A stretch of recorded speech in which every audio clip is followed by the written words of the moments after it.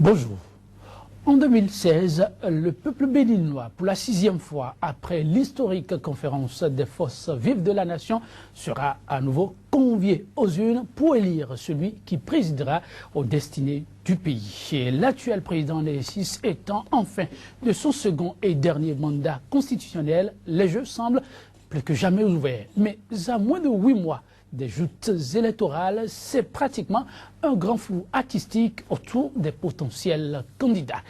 S'agit-il là d'un fait qui pourrait être préjudiciable pour un choix conséquent à opérer par les électeurs? Ce sera le fil d'Ariane de ce numéro de votre émission Entretien du jour, qui reçoit pour vous Nouroudine Saka Saleh, consultant juridique et financier. Monsieur Nouroudine Saka Saleh, bonjour. Merci, monsieur Tondier, de me recevoir aujourd'hui sur votre plateau. Et merci de répondre aussi favorablement à cette invitation. Je vous en prie. À quelques mois des joutes électorales, qui sont ceux-là qui valablement auront à conduire les destinées du pays, c'est plus qu'un mystère. Les projets de société sont aussi inexistants, puisqu'on ne connaît pas les candidats en lice. Comme d'aucuns, pensez-vous qu'il faut s'en offusquer?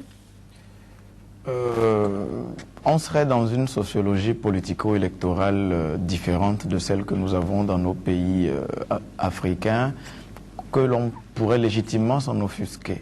Parce qu'en général, les choix des candidats se font sur la base de leur projet de société.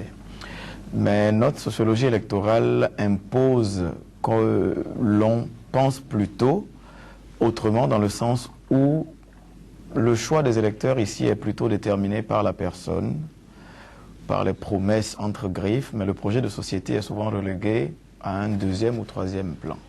Donc aujourd'hui, comme vous le dites si bien, nous sommes à quelques mois, je dirais même quelques jours des élections présidentielles. Nous ne savons pas avec exactitude, en dehors des candidats habitués, les doyens, comme je pourrais dire, de la chose politique, ou des candidats qui ont une chapelle politique qui pourrait légitimement les soutenir pour la candidature à la présidentielle, nous ne connaissons pas réellement qui sont ceux qui sont intéressés par la chose présidentielle, et nous ne savons encore moins pas quelles seront leurs propositions en termes de projet de société.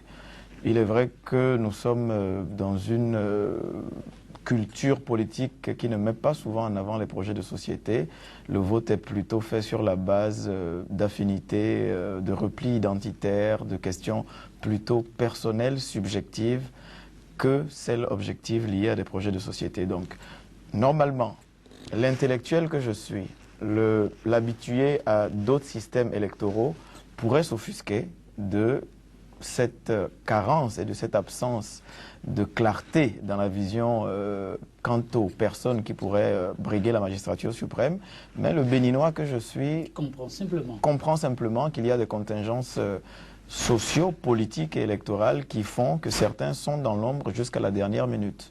Mais dire que l'actuel occupant du palais de la Marina enfin de mandat, est-ce que quand même, on ne peut pas se permettre de dévoiler déjà son ambition pour le fauteuil présidentiel? Je ne doute pas qu'il y a encore des doutes dans la tête de beaucoup d'acteurs politiques quant à la volonté réelle de l'actuel occupant de céder le fauteuil en 2016. De doute?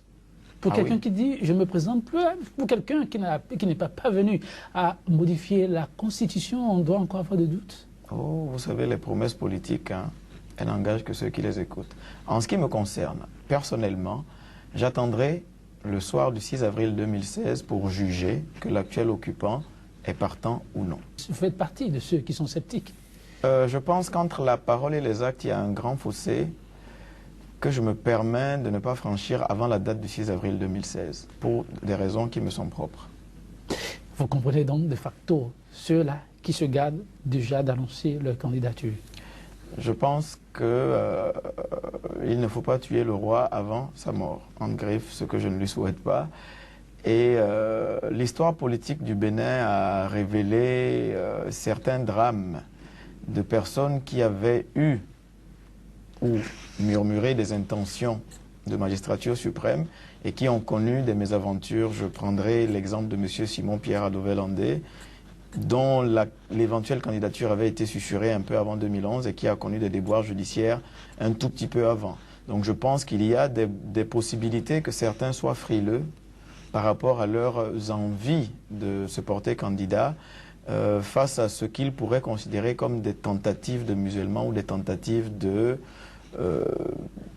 les empêcher de faire valoir leur droit constitutionnel de se porter candidat et leur envie personnelle de se hisser à la magistrature suprême de notre pays. Ceci étant, on entend quand même des noms, pas des moindres, et cette fois-ci, d'opérateurs économiques qu'on a souvent vu à la touche accompagner les acteurs politiques, des noms pas des moindres qu'on dit prêts pour se lancer dans la bataille. Qu'est-ce que cela vous inspire?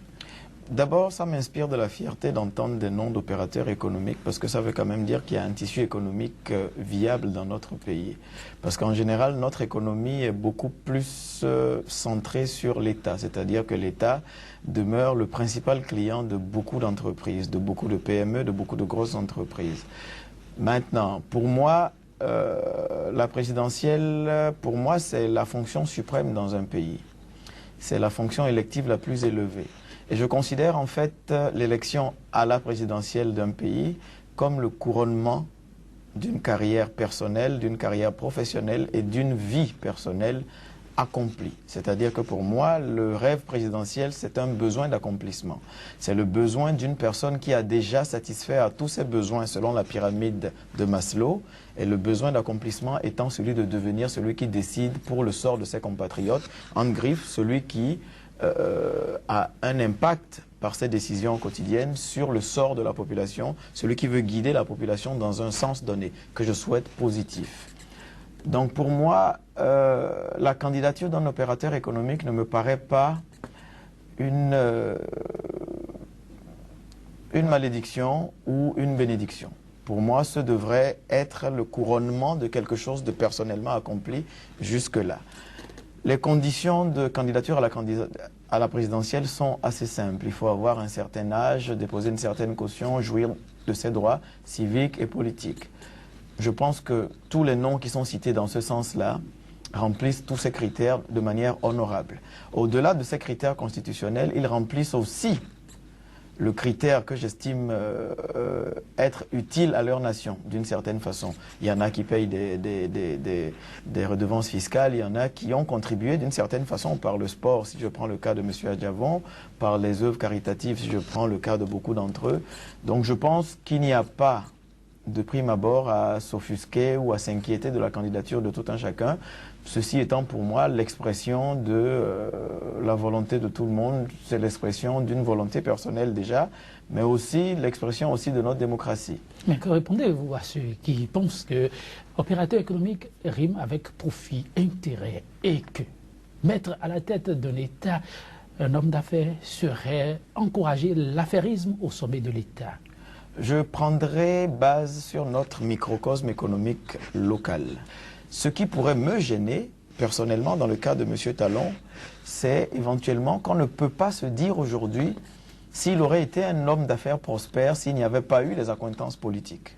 Donc, dans ce sens, pour moi, il y a un petit mélange de genres.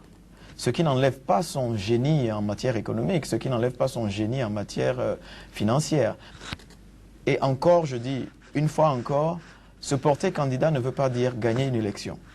Se porter candidat, c'est juste le premier pas vers une élection donnée dont le peuple sera le seul juge, le seul ultime et dernier juge. Des opérateurs économiques dans la course pour la conquête du fauteuil présidentiel, est-ce que cela traduirait un certain échec de la classe politique? On a déjà vu des opérateurs économiques très prospères s'essayer à la chose politique et avec des fortunes diverses. Quand je prends le cas de Mak Ravalomanan, au début ça a été parfait, mais après il y a eu que son passé d'accointance avec l'État par rapport à ses activités économiques et politiques a vite rattrapé et il y a eu des conflits d'intérêts qui ont entraîné son éjection de la tête du pays. Ensuite, je prendrai des cas comme l'actuel patron de l'immobilier aux États-Unis, Donald Trump, qui est candidat à la présidence américaine. Ils ont dirigé des empires très puissants. Donc, ils ont un mérite. Comme on dit, même une horloge arrêtée donne l'heure exacte 2 fois par jour. Donc, il n'y a pas déjà à se mettre en posture de c'est tout affairisme, tout politique ou toute autre chose. Je pense qu'une bonne imbrication des choses peut amener un résultat positif et concret. Mais, je rappelle encore que dans notre microcosme économique, l'État étant le principal client de la plupart des entreprises, on peut légitimement craindre qu'il y ait des implications ou des petites secousses. Monsieur Nouroudine Sakasalé, avant de mettre un terme à ce numéro de notre émission Entretien du jour, dites-nous rapidement quel pourrait être, à votre avis, le profil de l'homme qu'il faut pour désormais relever les défis qui s'imposent au Bénin, tant sur le plan économique que socio-politique. Votre question est un peu misogyne, je dirais. Vous avez parlé d'hommes, alors qu'il y a des candidats... Non, d'hommes grand H. Merci. Merci de préciser. Alors qu'il y a des candidates qui s'annoncent et qui sont sur le terrain depuis un bout de temps. Je m'amuse souvent à dire que le prochain locataire de la Marina, je ne dirais pas la prochaine locatrice, le prochain locataire de la Marina, si cette personne vient avec des intentions saines de relever économiquement le pays, de donner un peu plus de valeur et de vertu à la chose politique, cette personne sera la personne la plus détestée du Bénin. Pourquoi? Parce qu'il faudra que cette personne prenne des mesures drastiques, histoire de faire un peu oublier les 10 années, ou voire un peu plus, de contre-performance économique, morale et éthique qu'on a connues jusque-là. Cette personne sera la personne la plus détestée parce qu'il lui faudra prendre des mesures très impopulaires qui vont en contradiction avec ce à quoi le peuple a été habitué, c'est-à-dire les libéralités tous azimuts, jusque-là, les sobriquets de Papa Bonheur, Tonton Billet et autres à gauche, à droite. Et je pense que cette personne, pour le moment, personne ne se dégage de manière intrinsèque. Une personne ne se dégage de manière intrinsèque dans le sens où j'estime personnellement que le prochain locataire de la Marina devra être un melting pot de beaucoup de personnalités que j'observe actuellement. Et il faudra à cette personne la probité de certaines personnes comme Abdoulaye Bio-Tchané, la réputation d'intègre de personnes comme Abdoulaye Bio-Tchané, la capacité de travailleur de personnes comme Pascal Irénée Koupaki, la capacité de franc-parler de certaines personnes comme Madame Zanou, la capacité de retenue de certaines personnes comme Amoussou Bruno, qui n'est malheureusement plus candidat, plus candidanciable à quoi que ce soit. Donc j'estime que l'idéal serait un portrait robot de toutes ces différentes personnalités et j'estime que nous serons plutôt dans un schéma où il y aura beaucoup trop de candidats parce qu'aujourd'hui il y a beaucoup de personnes qui se disent qu'il est très facile de faire mieux que le président en place. Monsieur Nouroudine Sakasalé, merci pour votre inestimable contribution. C'est moi. Mesdames, Messieurs, ce sera tout, vous l'avez compris, pour ce nouveau numéro de votre émission Entretien du jour. À très bientôt sur votre chaîne Sika TV.